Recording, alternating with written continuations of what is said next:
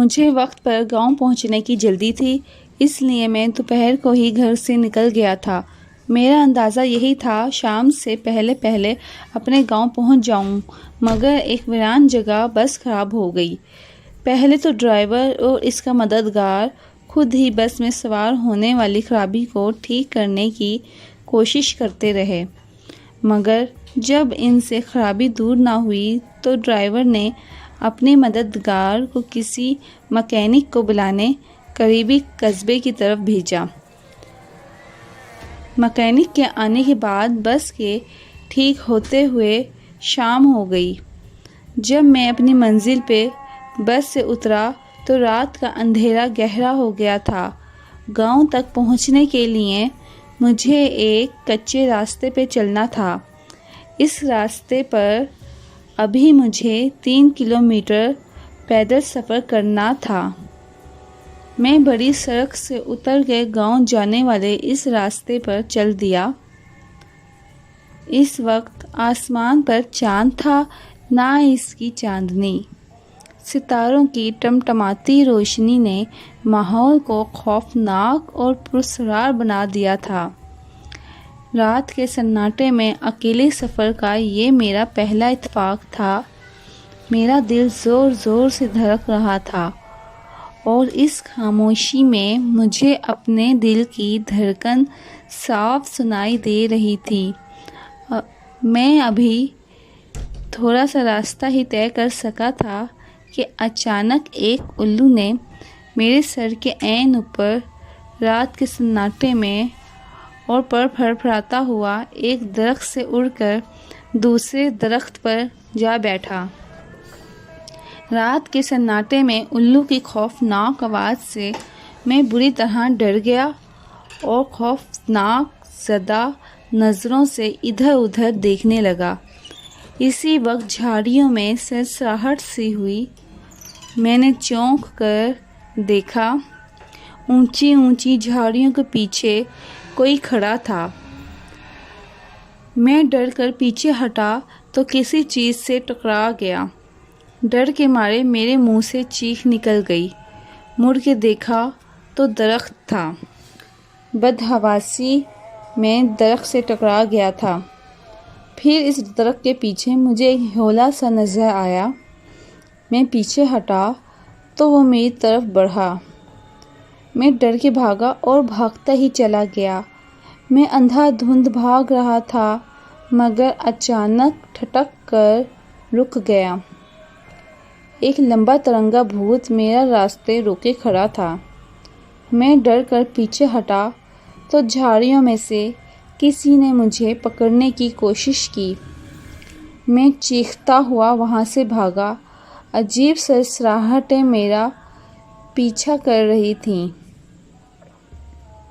بھاگتے بھاگتے میری نظر اس چڑیل پر پڑ گئی جو بال کھولے درخت سے الٹی لٹکی ہوئی تھی۔ اندھیرے میں اس کی آنکھیں انگاروں کی طرح دہک رہی تھیں اور وہ مجھ پر جھپٹی تو میں چیختا ہوا بھاگا اور سڑک سے کھیتوں میں اتر گیا۔ میں فصلوں اور جھاڑیوں کو پھلانگتا ہوا بھاگا چلا جا رہا تھا کہ اچانک میرے قدموں تلے سے زمین نکل گئی اور میں منہ کے بل ایک جوہر میں جا گرا۔ کیچڑ سے بھرے اس جوہر سے بڑی مشکل سے باہر نکلا۔ کیچڑ اور مٹی کے لیپ سے اب میں خود بھوت لگ رہا تھا۔ سردی سے میری کپ کپی چھوٹ گئی تھی۔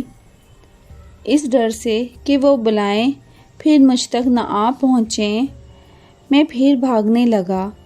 میں ایک لمبا چکر کاٹ کر گاؤں کے قریب پہنچا تو یہاں بھی ایک مصیبت پڑی طاق میں تھی۔ گاؤں کے کتے مجھ پر بھوت سمجھ کر میرے پیچھے پڑ گئے۔ اس نئی مصیبت سے ڈر کے میں بھاگا تو گھر کا راستہ بھول گیا۔ بڑی مشکل سے گھر ملا تو کتے بھی میرے تعاقب میں وہاں آ پہنچے۔ میں نے دونوں ہاتھوں سے دروازہ پیٹ ڈالا۔ کون ہے؟ اندر سے آواز آئی۔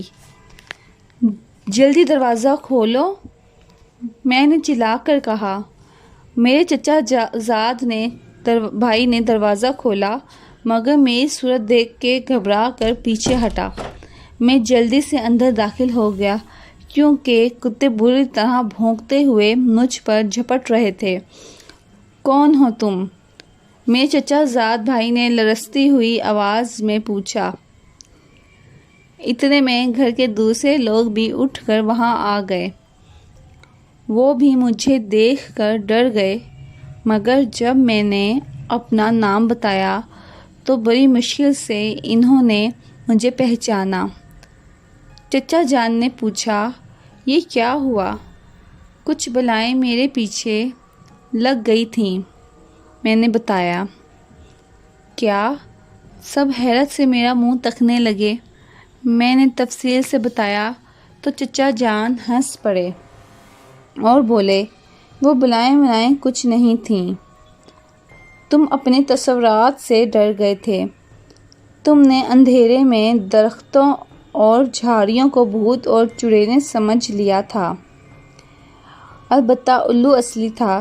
جب میرے اوزان ذرا بحال ہوئے تو میں نے سوچا چچا جان ٹھیک کہہ رہے ہیں، یہ میرے تصورات میں ہی تھے جو اندھیرے میں بھوتوں اور چڑیلوں کا روپ دھار گئے تھے، کیونکہ میں ہر وقت بھوتوں اور چڑیلوں کی کہانیاں پڑھتا رہتا تھا۔